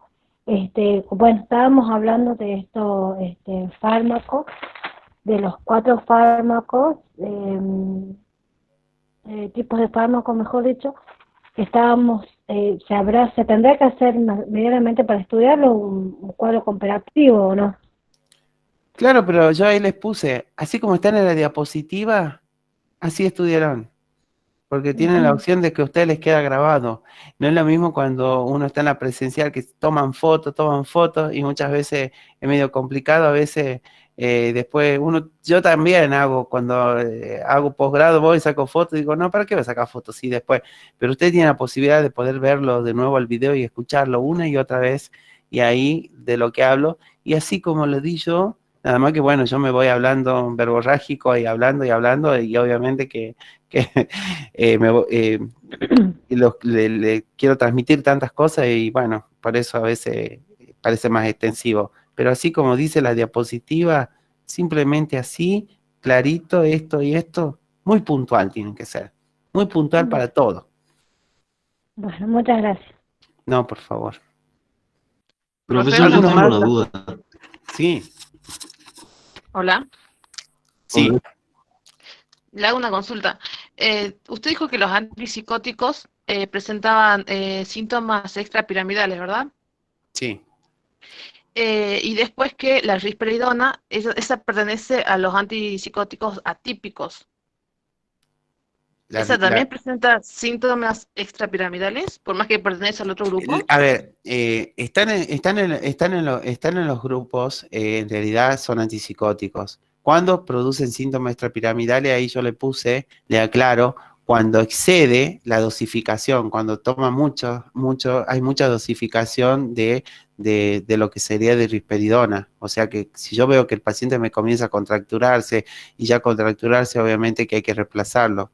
No generan de por sí así ya extrapiramidales, pero cuando sí puede llegar a producirle extrapiramidales, o sea, hay que pensar primeramente cuando un paciente sí tiene, pero ¿con qué está medicado? Tiene risperidona, ¿cuántos miligramos a la vez en 24 horas toma el paciente?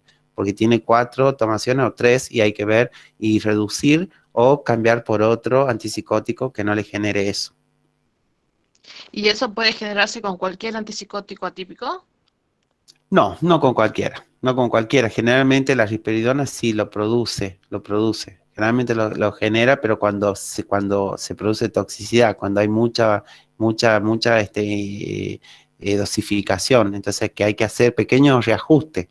Haciendo los pequeños reajustes, así se puede, digamos, disminuir los síntomas. Perfecto, profe. Muchísimas gracias. Bueno, los espero a todos. Las otras clases son muy interesantes y no tan tétricas. Traté de hacer un poco más dinámica. La verdad que, bueno, me encantó a mí poder interaccionar así y ustedes que sean mis guías.